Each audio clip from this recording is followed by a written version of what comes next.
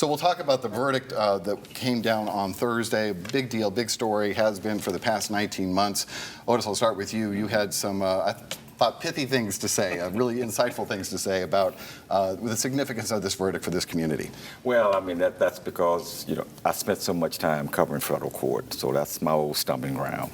And I kind of wish I was covering it this time. It was really a great trial to cover, even though it was a sad thing.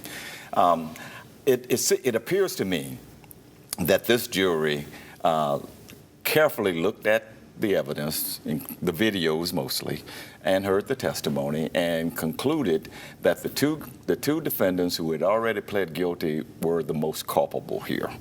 And that's why the three who were on trial... And let's show their pictures. We have them the here. Three who were on trial were convicted of lesser charges. I'm still a little surprised that they were not, all three of them, convicted of failing to render aid, because it's clear that nobody rendered aid. So I was kind of surprised by that.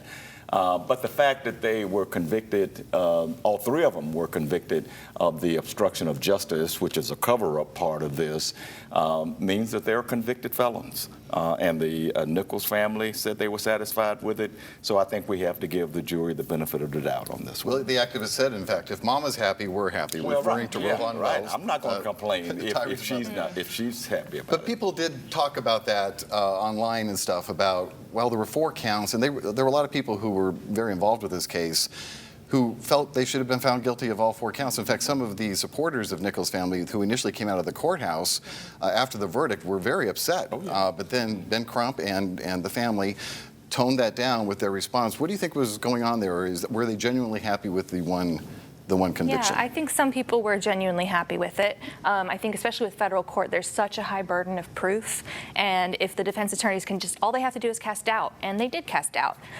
especially by pointing to the 2 men who had already pled guilty. So the defense attorneys were successful in that, and I think people who really grasp the fact that there is that high standard weren't surprised and were relatively happy with the outcome.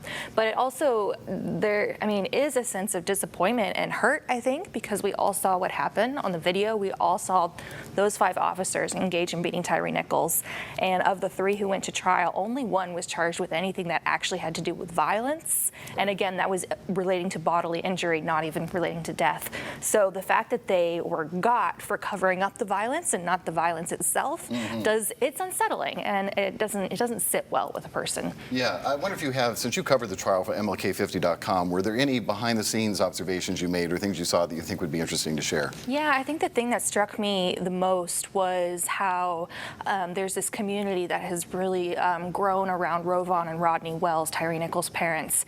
There were lots of people there who have known them for years, childhood friend of Tyre Nichols, other members of the family, but there were also people who didn't know them prior to Tyre being killed. There were some state representatives there, Kareem Ali for Ben Crump's office was there, and lots of activists were there every single day, and you could see them really supporting the family with hugs, with just presence, with kind words, a prayer circle that became just a consistent feature of every day. You could really see that there was a lot of support around the family. Interesting. Tawan, your thoughts about the verdict?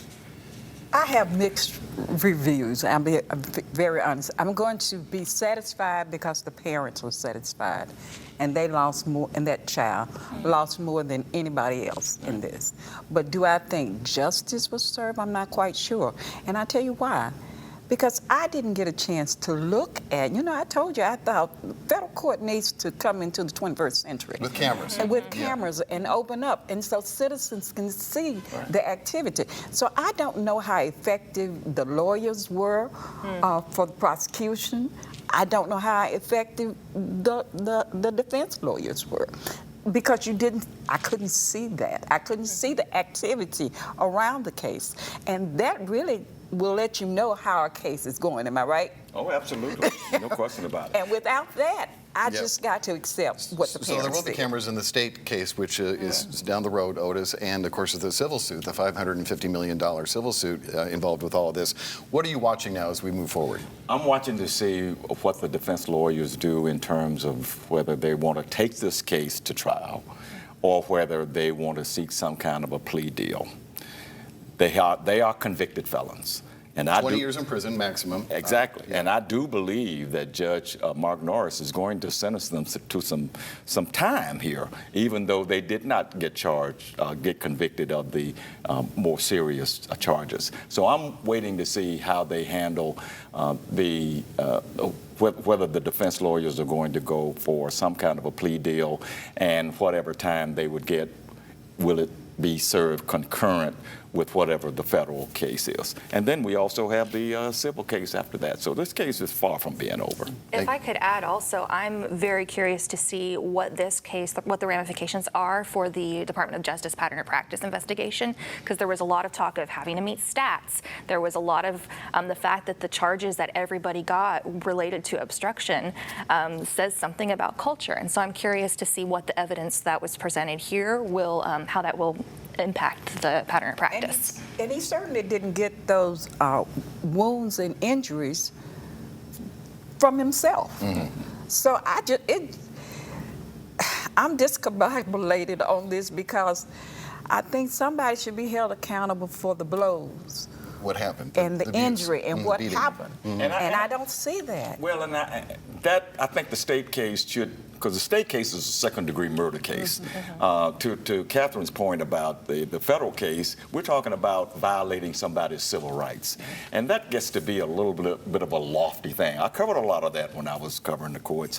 But that's what that was. And also to Juan's point about people being dissatisfied because there were no cameras in the courtroom. You're absolutely right.